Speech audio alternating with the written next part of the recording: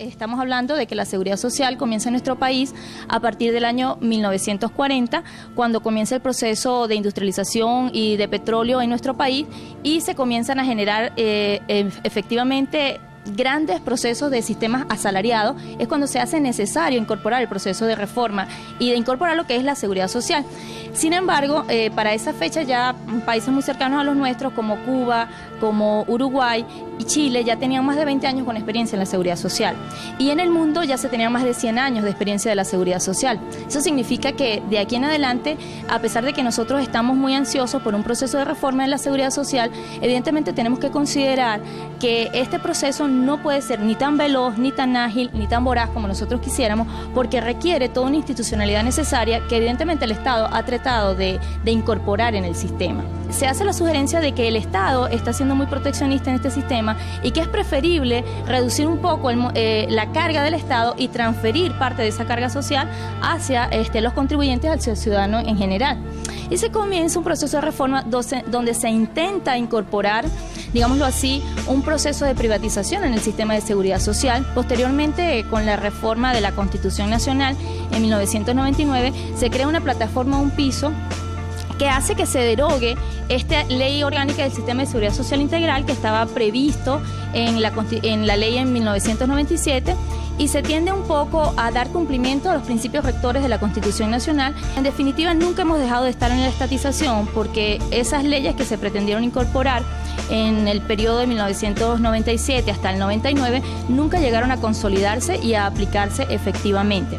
Sin embargo, existen algunas experiencias en otros países que han dicho, por ejemplo, que la administración de los fondos de pensiones de parte del sistema privado no es lo más conveniente para el país porque tiende a ser excluyente finalmente con algunas personas que no pueden incorporarse y que no tienen regímenes de capitalización intergeneracional, es decir, fondos que tiendan a cubrir lo que otros trabajadores no pueden contribuir en un momento dado. Y es lo que en todo caso en nuestro país en este momento está pasando, tratar del Estado cumplir con uno de sus fines fundamentales, que es el estado de bienestar y crear justamente la satisfacción del cumplimiento de esa necesidad inmersa e inminente que tiene el ciudadano venezolano.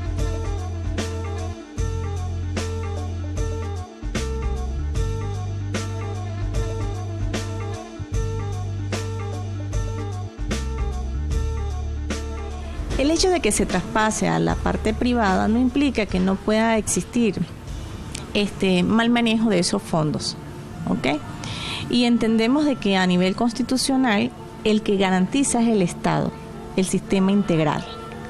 Si nosotros nos vamos a que el Estado se pueda ver como inviable manejar esos fondos por corrupción, ¿ok? Entonces, ¿quién garantizaría de que en el sector privado no se pueda dar lo mismo? Y es más, aquí el que responde no es el sector privado a nivel constitucional, sino el Estado venezolano. Es indiscutible que la Constitución no prevé actualmente que haya administración del sector privado. Es cuestionar cuán eficiente, cuán efectivo, cuán justo puede ser esa previsión constitucional. Sin embargo, comparto que debe haber más que administración, rectoría de parte del Estado. ¿Cómo? El Estado puede administrar directamente, como lo hace con los contratos de interés público, pero puede servirse del sector privado como intermediario para que algunos contratos, que también lo son de interés público por ser de seguridad social, estén en manos del sector privado. Realmente el ciudadano, con las previsiones constitucionales actuales, pero la imposibilidad material del Estado para darle respuesta a una necesidad social, el ciudadano no tiene acceso. No tiene acceso por falta de información, o por falta de instituciones, o por falta de respuesta, pero simplemente para el ciudadano de a pie, que de pronto no conoce la mecánica interna de un aparato tan monstruoso como es el Estado, no hay respuesta. Entonces, ¿qué hacer? ¿Dejarlo en manos del Estado de manera absoluta? ¿Dejarlo en manos del sector privado de forma radical?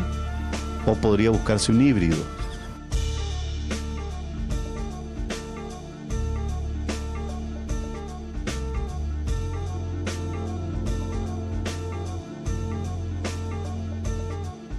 Entonces pienso que el Estado ha orientado mucho la seguridad social hacia desarrollar leyes más severas, como es la LOCSIMA. Por ejemplo, el empresario privado ve la LOCSIMA como una ley muy punitiva y que también la universidad, por ejemplo, en este caso, se ve asusada por la LOCSIMA. ¿Por qué? Porque nosotros no estamos inscritos en el Seguro Social. Sin embargo, nosotros tenemos un motivo legal por el cual no estábamos afiliados, pues. La ley del Seguro Social establecía de que aquellas instituciones, aquellas empresas que tenían su régimen de salud, como el caso de nosotros, que teníamos Camiula y teníamos un hospital, nosotros contribuíamos al Camiula, no al Seguro Social. Entonces nuestros aportes no iban direccionados al Instituto Venezolano, sino que iban direccionados al Camiula. Bueno, el objetivo del fondo cambiará y ya no será el fondo de jubilaciones y pensiones obligatorio, porque lo único obligatorio será el Seguro Social. Entonces habrá una sola cotización, porque yo no puedo tener una doble obligación de una cotización para un mismo objeto o fin, que es la seguridad social. Por eso es uno solo. Entonces no puedo cotizar dos veces al fondo y al Seguro Social. Allí yo propondría que nos ubiquemos desde el punto de vista administrativo. ¿Qué es la universidad? ¿Qué es PDVSA o qué es cualquier otro instituto? Es el Estado representado a un organismo al que puedo o no darle autonomía, o puede llamarse empresa con fines de lucro, pero a fin de cuentas sigue siendo el Estado venezolano, porque la Universidad de los Andes, en tanto universidad pública, es parte del Estado, representa al Estado y de hecho tiene presupuesto que recibe del Estado, y ese dinero que pague la universidad por cotizaciones atrasadas va a salir del Tesoro Nacional. En el caso concreto de la Universidad de los Andes, habría que analizar cuál es el sistema más beneficioso. Ahí entonces el Estado tendría que hacer o un híbrido o simplemente unificar criterios y sacar solo lo que beneficie más a los ciudadanos. Porque hablar de doble tributación, en el caso de los ciudadanos, de los trabajadores que quisieran hacerlo, no habría problema, porque a fin de cuentas es su dinero, es su patrimonio y ellos pueden escoger hacer una doble tributación. Pero en el caso del Estado, que se ramifica entre Seguro Social y Universidad de los Andes, estaríamos hablando de un doble pago, probablemente por los mismos conceptos, que desde el punto de vista administrativo está radicalmente prohibido.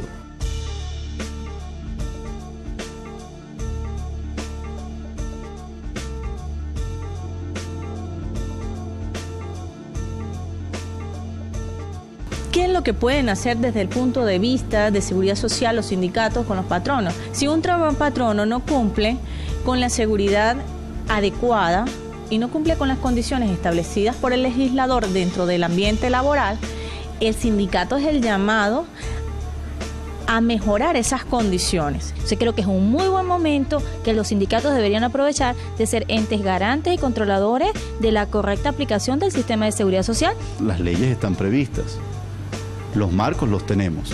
Ahora, ¿cómo los apliquemos? Eso es otro asunto. Pero por lo menos si ya están creadas las estructuras, quizás la mitad del camino esté andado. El resto es aplicar y hacer reuniones donde todos los sectores se agruparan y dijeran, bueno, mi sector universitario tiene este problema, pero propone esta solución.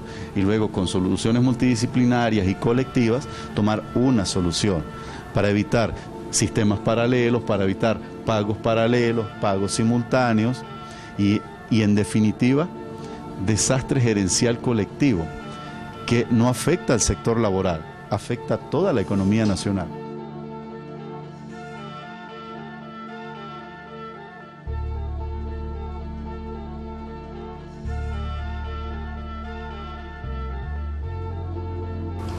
Pero hay problemas estructurales, justamente, que va más allá de la simple técnica jurídica o de un problema de gestión o de gerencia del Estado. Por ejemplo, la pobreza. La incapacidad del Estado para responder al ciudadano. Inviabilidad económica. Aún teniendo el dinero no puede responder. O la capacidad económica.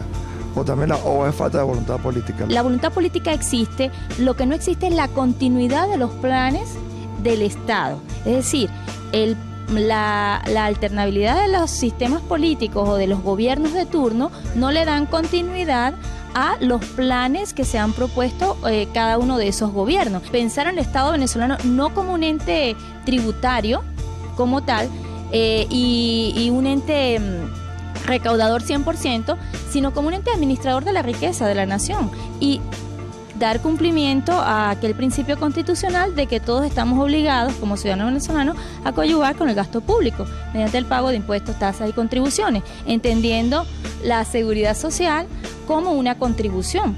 En estos últimos años la economía informal ha crecido enormemente, producto de las políticas, de las mismas políticas económicas del país. Eso, por supuesto, ha traído como consecuencia que el Estado haya pensado en crear tributos especiales hacia el sector de la economía informal, como el monotributo, que nunca se llegó a materializar, y el incorporar a la economía informal al sistema de seguridad social, eso implica también una contribución de este sector, que a mi modo de ver es lo más correcto desde el punto de vista de la distribución de la riqueza, ¿no? Y del aporte que todos estamos obligados a dar hacia el Estado venezolano.